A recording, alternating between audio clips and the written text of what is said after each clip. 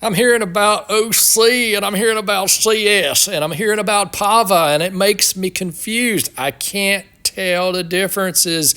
And if you mix them, it's even more complicated for me.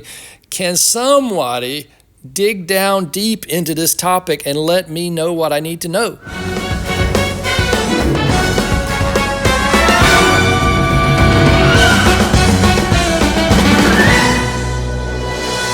Hi everybody, welcome back for another video. I've talked to you about OC, I've talked to you about CS and PAVA before, but I don't think you really understand it as a consumer should until I go through a little bit more detail. And it's really important for you to know that if you want to really understand the brands that are out there, what are the options that you have, and what's the best choice for you.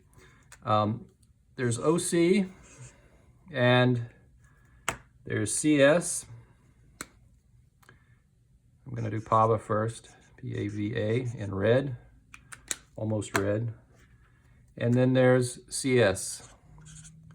CS is more like this color right here. So this is the powder that I'm using. This is represents the TRPA1 agonist. That's CS. CS acts on this powder right here. You've got the PAVA and the OC, which are basically part of the capsaicin, the capsaicinoids. Those are the ones that act on this right here, TRPV1. So this represents TRPV1, TRPA1. I just want you to recognize that OC, if you consider all the molecules that are present in an OC preparation, is essentially an extract from pepper, from various natural sources. So if you think about all of the molecules that are there, the actual percentage that are active, represented here, is a tiny percentage. So it's only these that are black here in the middle of all of that sea of red. So in a typical OC preparation, less than 1%, usually 0.1, maybe up to 1% of your OC is active. So how much of that's active is really what determines how well it will work for you. So if that's 0.1 to 1%, let's say someone has a formulation of 10% OC. Well, the reality is out of that 10% OC, you think that's really high, 10% OC, that should be very potent, but only 0.1 to 1% of that will be active ingredient. In contrast, the synthetic compounds like PAVA and CS, 100% of those are active. So the bottom line is you need to just realize that OC is a very general extract. It's not purified, it's not refined. Only a tiny percentage of OC is the active ingredient, but 100% of PAVA is active. Same thing for CS. These are synthetic compounds that are very potent. So if someone's telling you, I have a 10% OC solution and you only have a 1% PAVA solution in your pepper ball, in your mix, and they say, well, mine is 10 times more concentrated, they're completely wrong, because only about maybe maximum 1% of that would be equivalent. So 10% OC may be equivalent to 1% PAVA. So you just need to get used to this kind of nomenclature, because it's really important to make educated decisions. That's why PAVA at 5% is a really potent pepper ball. And brands that use PAVA and pure CS, those are brands that you know exactly what you're getting. When it comes to OC, you don't really know. It could vary by tenfold in terms of the percentage. No one really knows unless they test it, and then they determine the actual amount of the active capsaicinoids that are present in the OC. And a lot of that comes from the purification source. If you start with something like this is cayenne pepper. If you start with something like this, well, it's relatively low percentage to begin with compared to ghost pepper or something like that. So it would take you a lot of this and a lot of extraction and a lot of purification to get a really high percentage of active capsaicinoids from something that starts out as relatively mixed population. And CS the same way. CS is a synthetic chemical. It's not purified from plants. So CS is, they just make it in a laboratory. PAVA is made in a laboratory. But OC, if you're going to do a prep of OC from something like this, like a natural product, it requires a lot of purification. Now, in this video, I wanted to, first of all, just sort of lay out this background, and then next I want to describe a couple things you need to consider. Now, the first is that OC and PAVA, a lot of times we use those interchangeably, but the bottom line is when I say OC, I'm referring to the active ingredient, which is here. And when I say PAVA, I'm obviously referring to active ingredient. When you get exposed to OC or PAVA, it's a very fast, rapid onset. So if you think about it in terms of a graph, it happens very quickly and then it plateaus. And so that's the effects of OC or PAVA. And the thing about CS is slower developing. So you may not have the effects of CS until later, but then they come up and they keep going up and they stay for a long period of time. So in police and military applications, CS is used for containment of an area for a really long period of time, but you're not really interested in a fast response. So you're not using, so CS is optimal for area containment and those kind of applications, and that's why it's mostly for military, and it has, because it lasts a lot longer, it can have lingering effects, it can have long-term side effects, it can result in eye issues and things that could down the road lead to loss of vision. So that's why CS is pretty dangerous. It's highly regulated, more so than OC and PAVA.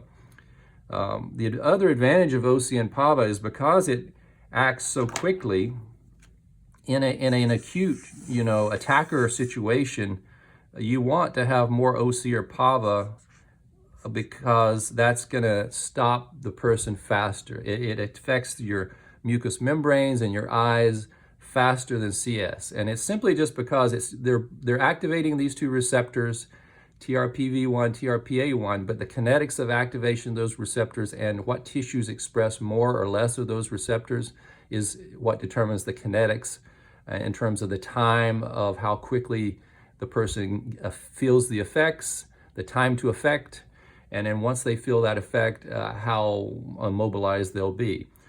So if you're looking for a brand and you want a formulation that's optimal, you want one that has a higher percentage of OC than CS. There are different brands out there. There's one well-known brand called Duke, and from what I understand, it's partly a pharmaceutical company. And they seem to formulate rounds for different companies, and so they've made various different combinations. Like Duke has rounds that are 1-to-1 OC CS, and to me that's pretty good. But what I would prefer myself, looking at this from a scientific standpoint, is I would want to have maybe a 5-to-1 OC to CS ratio, or maybe even a 10-to-1. I would want more OC, and I would prefer it to be PAVA. A 10% OC, again, could be only about 1% or 0.1% active ingredient. So that is pretty low. I would prefer 5% PAVA and then maybe 1% CS or 2% CS or even 5% CS, because you got to realize the PAVA and the CS are they're active compounds. They're not contaminated with any other stuff. So if you want it fast acting, you want a higher percentage of this. Now there are other formulations out there. Like I said, Duke has a 1-to-1. I think I've seen Berna has a proprietary blend, so they don't want you to know what theirs is. They say it's total 9% of OC and CS. They don't tell you what the ratio is. So again, you're in the dark on the Berna Max. You don't really know what it is. Now Duke has also made rounds that are very popular for Grimberg, less lethal, and they're in a shell that's a little heavier, and it's really a great concept, and I like it a lot, and people say it's effective, but my concern about that is it is 10% CS, it is 2% OC. So it's exactly the opposite ratio from what I think is optimal. You're going to get a slower effect with that. Now, of course, you're getting a kinetic hit. that kinetic hit is first, and so maybe that'll buy the time for the CS to kick in. The CS will take in, may take minutes, 5 minutes, 10 minutes to really start kicking in, whereas the OC will kick in within seconds. The OC can be very fast, and sometimes people are confused. They say my pepper ball and this pepper balls, they take too long to activate. Well, OC is very fast. You spray someone with an OC spray in their eyes, a pepper spray, it takes effect almost immediately. And so there's always some confusion about that. And I think once you understand the receptors, now you understand the compounds, I think you sort of get the big picture as a consumer for what you should look for. Look for a higher OC, PAVA, preferably PAVA, and less CS. So that's the basics, and I don't mean to criticize any particular brand. I think there are a number of formulations out there in terms of pepper balls, in terms of pepper sprays, and people have their preferences. But I do think that PAVA is the best. So I would look for brands that have PAVA in them. And I know Pepperball has PAVA in them, and I've seen Duke brand also has some with PAVA, OC and PAVA in a ratio, and I think that's fine too. It's just I prefer to see more companies with full disclosure. I don't like proprietary blends. Berna, again, it disappoints me on those kind of things. Berna's proprietary blend, that means that they don't want anyone to know what it is. I'm telling you what's an optimal ratio, and I just explained that. So now, the next part I want to explain is if you were going to try to optimize these yourself. Let's say you're not happy with anything that's out there. You want to do better. You want to be able to make it more potent, take advantage of that synergy, and get it into a smaller projectile so that you can carry it better and you can use it that way, and you want to DIY. You want to do it yourself. Well, I've got two examples here. One represents the TRPV1 agonist. It's cayenne pepper, and this is a TRPA1 agonist. It's turmeric. Now, these are very unpurified, but you can buy the powders of these that are granulated, and I can already tell from the smells that I get from these that there is some, if these were mixed and I threw them in my eyes, I would have burning eyes just from these, and they're not even purified.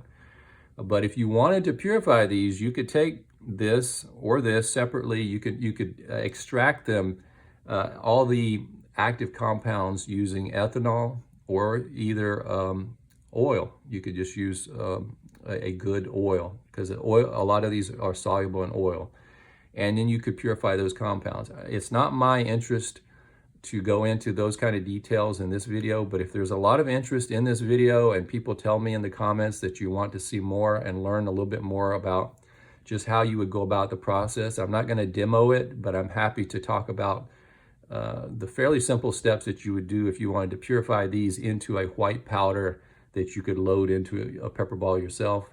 It's certainly something that's very doable if someone wanted to scale up. You can buy these things in big bags, bulk. And like I said, in your Asian supermarket, you can buy big bags of purified peppers, granulated peppers, not purified, but big bags of them, and they're very cheap. And you could make your own OC formulation. And you could make the optimal ratio by mixing it the way you like. And you could purify it to the degree that you want to purify it. Because I don't think you're not going to be able to get PAVA or CS, because these are synthetic compounds, and unless you're a chemist or you work in a chemical company, you're not going to be able to get those very easily, but you can certainly work from natural products. Now, I mentioned turmeric here. That's the first of the natural products for TRPA1 agonist, and I've been reading about various agonists, and there are two that really stand out to me. The first is derived from turmeric. It's from curcumin and from cumin seed, and it's called the curcuminoids, which are present within this turmeric. These are very irritating to the eyes, and they're active on TRPA1. They're exactly what you would want to use if you wanted to purify something that mimics CS. Another one is an aldehyde that is found in cinnamon. So cinnamon, it's called cinnamon aldehyde. when you can buy it as an oil that's already been extracted from cinnamon, or you can extract it yourself from cinnamon. But cinnamon aldehyde and cumin aldehyde, those are two aldehydes that are very effective agonist of TRPA1, and those are natural products from cinnamon and cumin, or from turmeric, and things like that. So those are some options that people have if they want to make mixtures of one natural product from pepper. You choose your favorite pepper plant and source of capsaicinoids, and you choose your favorite source of TRPA1 agonist, and you can have at it. So there's really no reason that anybody anywhere shouldn't have access to be able to make an effective chemical tool that they could use. And I think you're fairly safe with these particular compounds in terms of it not being toxic to a person, and not really dealing with those issues. And you can do it cheaply, and you can make them larger scale. I mean, if you prefer 68 caliber and you like a bigger cloud and you want to still make the optimal mix, you can do that. Now, at the end of the day, would doing a DIY of these be any better than the current products on the market? Is there a product on the market that's ideally suited for us, regardless of price? I've told you some that I thought were not optimized properly. I don't think a 1-to-1 is best. I don't think having more CS, especially not 5-fold more CS, I think that's the opposite direction. I think you want something that's a 5-to-1 with CS and being the lower component. Let it take its time to kick in, but you need something to act quickly if you're going to defend yourself in a self-defense situation. So that's the way it plays out. That's the way I see it. And I look forward to more discussion on this topic. As I said before in the first video where I laid out the background, I'm just trying to provide ideas. Maybe someone or some company will come up with a better way to make these products more active, because there are certainly a lot of limitations. I continue to have conversations with folks who talk about limitation 1, limitation 2, limitation 3, why these are not really great options for civilians. I agree with all of those limitations, and I agree that we need to come up with better ways or better balls if we're going to make these actually work for us. And I don't think it's impossible. I think that just simply formulating these a little bit better would help. With that said, I mean, OC is plenty good by itself. A 10% OC, if you get it in your eyes, you're going to suffer. But you require a significant amount of this active ingredient. If the wind is blowing and you have a 10% OC, what if you don't get any of these particles? You get a bunch of these, the effect is going to be minimal. So I prefer myself to always be using compounds that are either purified, like PAVA and CS. So I know that everything that they get is good. The other problem is most of your commercial pepper balls are mixed with mostly filler. Obviously, they're 5%, 1%, 10%, 90% plus percent of that is talcum powder and other filler to make them make you visualize a nice little cloud, but the reality is only a tiny percentage of that cloud is the product, the natural product or the synthetic product. And so it's a bit of an illusion when you see a big cloud. You could get a big whiff of that, and maybe you don't get the right ratio. So at the end of the day, it's about ratios and how much concentration you actually take in and get exposed to if you're going to have an effect. So that's my OC PAVA CS 101. That's my introduction to natural products. I want to talk a little more about this, but you sort of let me know what you want to hear. I'm happy to do a little bit deeper on any of these areas, and I look forward to your comments. Everybody, again, be safe, be innovative. Think about ways that you can protect yourself and not rely on a company or a product that has to be imported into the United States from somewhere else. Or if you're in another country and there's products that are not available to you because you're in another country, well, there are natural products that are off the shelf that you could use. So be wise, be smart, be creative. Everybody take care. See you next time.